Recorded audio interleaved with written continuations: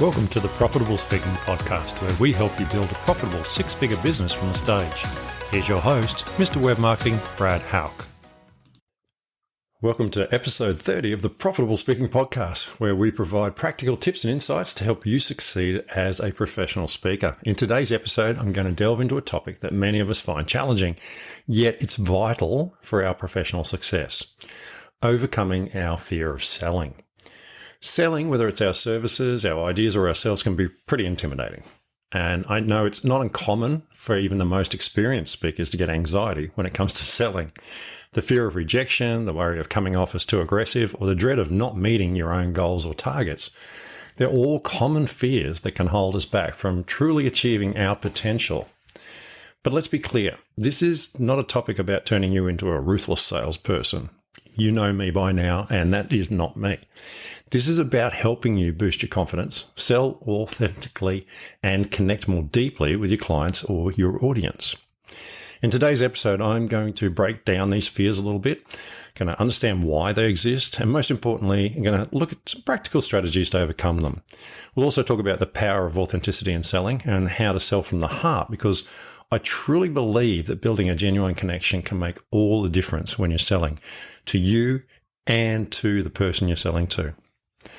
When I recently spoke in Singapore, I was talking about how I built a productized service business from my speaking. And I talked about how I sold my service from the stage and then after when I met the clients, potential clients, etc. And I went through things like my system. Now, at the time, I didn't think of it as a system. Now I realize that I did develop quite a strong selling system. And afterwards, people had lots of questions about that. And it made me realize something I'd noticed many times. I've had many previous discussions with speakers about selling.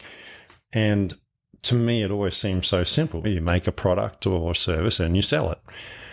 But for many speakers, that's very much outside their comfort zone. And I understand that. One of the weird things that I've noticed in myself and other people is it's easy for us to sell a product or service, but it's really hard to sell yourself. For example, if I was to give you 50 cartons of eggs and said, go sell these, most people would set up a stall or go door to door or whatever, but they'd actually be reasonably easy to sell because they're confident that these are good eggs and they need to be sold in a certain time frame and everything. People need eggs. It's not a really large stretch in your brain to realize that, okay, I can sell these. But if I asked you to go out there and go door to door and sell yourself to come in and cook dinner for them at a price of $1,000, most people would be too scared to even go to the door. And there's a whole disconnect there. Yes, okay, the price is higher, but even if you charge $20 to go and cook dinner and you charge $20 for a carton of eggs, I guarantee most people would sell the eggs, but they wouldn't be able to sell themselves to go in and cook. Okay? There's some sort of disconnect between the way we think about things and how we perceive ourselves, etc. So we need to change our thinking. This is really important. We need to start thinking of ourselves as a product or service, is what I personally think. So let's discuss some of the things that are significant for you as a professional speaker. Number one, you need to sell because it's self-promotion, your own product. The ability to sell effectively means you're able to promote yourself, your ideas, and your speaking services. It's not just about getting gigs. It's about building your brand and your reputation that attracts opportunities and positions you can get known as the go-to expert in your field. Secondly is revenue. Speaking engagements, especially, corporate and conference speaking engagements, can be a significant source of income if you're speaking at the right level. Whether you're selling your services for keynotes, workshops, or coaching sessions, your ability to sell can directly impact on your ongoing financial success, hence the ability to feed oneself. Number three, influence on the stage. You're selling ideas. Your ability to sell that idea, to persuade and inspire your audience, is definitely a form of selling. Your effectiveness as a speaker is often measured by your ability to influence your audience, to change their perspective, or to get them to take action. Again, you're still selling. We have to remember this. We are always selling. Growth opportunities. Effective selling opens doors. It can lead to more speaking engagements, larger audiences, partnerships, collaborations, all sorts of things that can expand your business and your career. And number 5, audience connection. Authentic selling allows you to connect more deeply with your audience. By selling from your heart or talking from your heart, which is how we do sell, you resonate with the audience more at a meaningful level and enhance their experience, building loyalty and trust over time. So selling is not just about transactions or pushing a product for you as a professional speaker. It's an essential skill that impacts so many aspects of your life on stage. Overcoming any fear or discomfort associated with selling can open up a world of opportunities. It's all about confidently and authentically conveying your value and impact both on and off the stage. So let's have a look at understanding fear and anxiety in selling. As a professional speaker, fear and anxiety in selling can manifest in lots of ways. You might dread the prospect of pitching your services to an event organizer, or you could feel a knot in your stomach at the idea of negotiating speaking fees. Perhaps it's the fear of rejection that's holding you back. The thought of hearing a no is something that kills too many businesses, especially when you put so much effort and passion into your work. Or maybe it's the fear of being perceived as too pushy or sales that makes you uncomfortable. There's also the fear of failure or not meeting your own expectations. You're not game to do it because you're afraid to fail and then see yourself as a failure. This can create like a huge deal of pressure and stress. These fears and anxieties are natural and they're totally common, but they can also be barriers to your growth and your success as a speaker. Acknowledging these fears is your first step forward to overcoming them. So fear of rejection is a common one. Everybody faces this, having to ring someone and say, would you like me to speak for you? Or can I put a proposal in to speak at your next conference? Everybody understands fear of rejection, okay? Fear of being perceived as pushy or aggressive. Yeah, everybody doesn't want to be the pushy salesman, but there needs to be a level of push. Without confidence, without asking the questions, you won't get any results at all. The trick is learning how to do it without being pushy, okay? Using the right words, using the right sentences, the right emails to follow people up, okay? Fear of failure, we've all had that. We're all scared of failing. And we go out there and we go on stage and we're like, oh, this is not going to be good, okay? So I won't apply for that speaking gig. If I go out to that audience, they might think that I'm an idiot or that I don't know what I'm talking about. And I get this, okay? I understand this totally. But number 4 is probably the one that I hate the most, and it's the one that's affected me most in my life, and that is fear of success. Fear of success. Success changes everything. Now, the problem is you perceive what it'll change, and you could be totally wrong. So you think that if you get successful, you'll never be home, you won't see your family. That can affect what you'll apply for, because you won't apply for gigs that are far from home because you'll miss out on that. Now, you won't know you're not doing this. This will be something that's subconscious, basically. There's lots of other applications of fears of success. Will my friends still talk to me? Will I have time to go fishing each week? The answer is actually yes, you will, because you'll make time, you'll structure your time. Success is not the end. It opens up a whole pile of other opportunities, and you'll know that from the successes you've already had. The problem is to take it from small to big. Really, it's a whole nother level of success you've got to face. So the public scrutiny, are you scared of that? Everything around that. So be aware, in my opinion, fear of success actually holds more people back than the other 3 fears. These fears always impact on our mental health and our performance. Be aware, when you find yourself and you're not going forward, you're not getting the results you want, go and talk to someone. It might be a mentor, it might be a coach, it might be a psychologist. But get some help to move forward, because you get caught up in your own feedback loop, and that feedback loop will destroy you. We've all been there, some of us more than once. And be aware of this. Don't let it hold you back. Get help. Get someone who believes in you to push you forward or to drag you along. Alternatively, partner up with someone as a running partner. The importance of self-confidence in selling cannot be understated. Self-confidence plays a crucial role When you exude confidence, you not only convey capabilities and credibility, but you also create a sense of trust and assurance in your clients. Confidence communicates that you believe in yourself, your abilities, and the value, keyword here, you bring to the table. That allows you to pitch your services, negotiate your fees, present your ideas with assertiveness and conviction. And when I was in Singapore, one of the things I was talking about was having set price services and saying, these are the 3 prices, these are the 3 packages, etc., etc.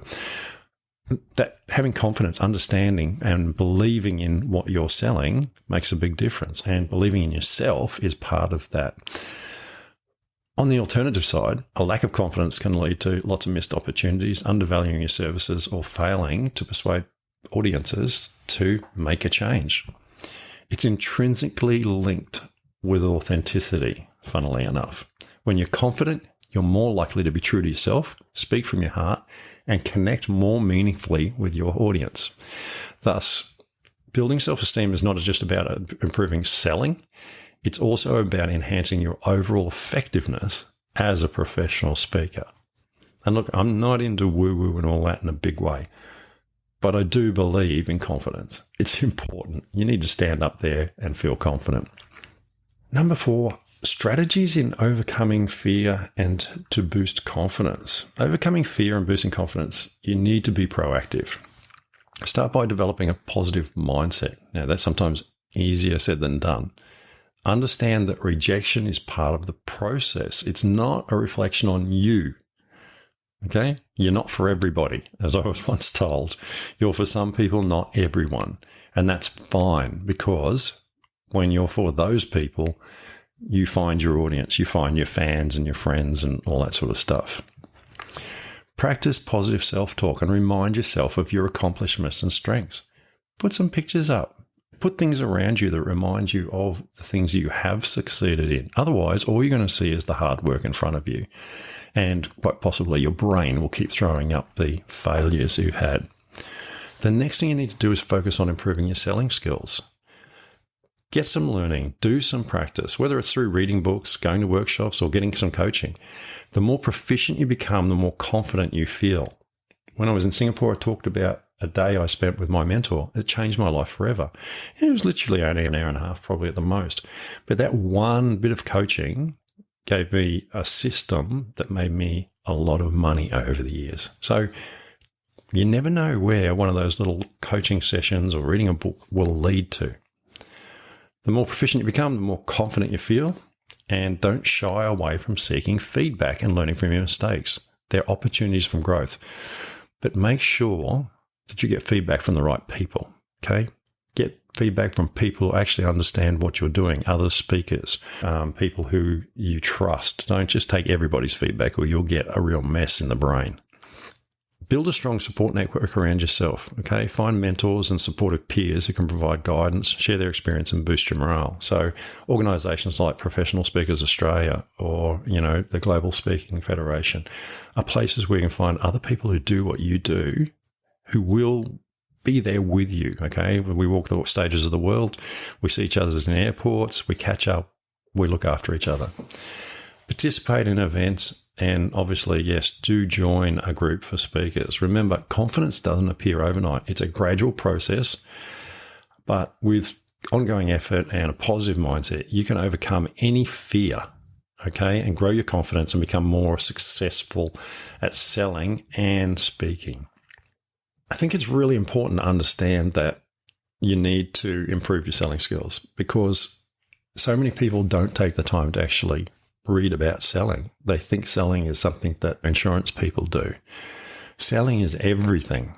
You sell every day when you convince your kids to eat their breakfast, when you go to work and you do something for a co-worker, you convince them to become involved in a project or whatever it is. That is always selling. Selling is just so important. And in the end, selling yourself is probably the most important thing you can do. And when I say selling yourself, I mean selling yourself to yourself.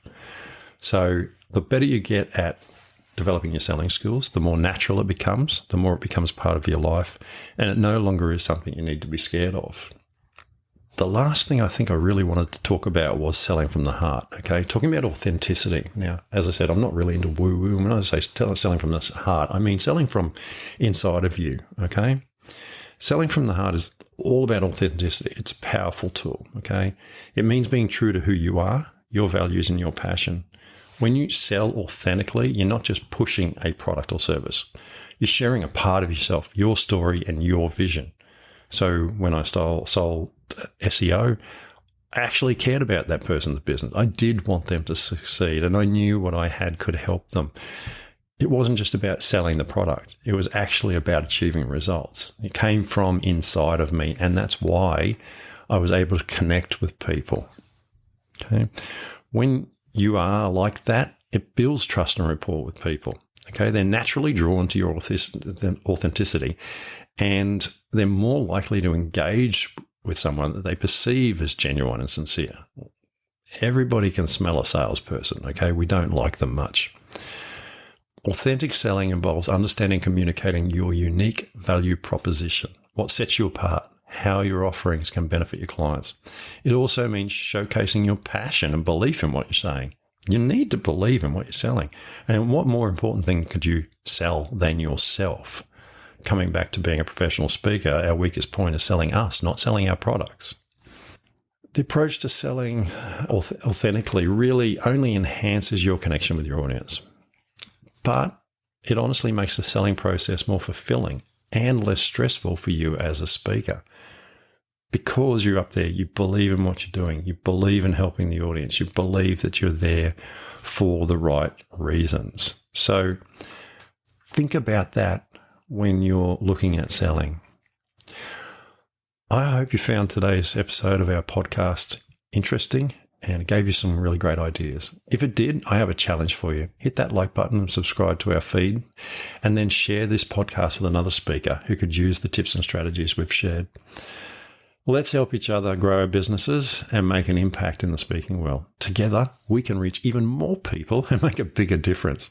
So don't wait. Take action now and share the love. Thanks for tuning in, and get ready for more exciting business building tips in the next episode. Thanks for listening to the Profitable Speaking Podcast. If you've enjoyed today's podcast, please help a friend and share it with them. Until next time, we hope you have a fun and profitable week.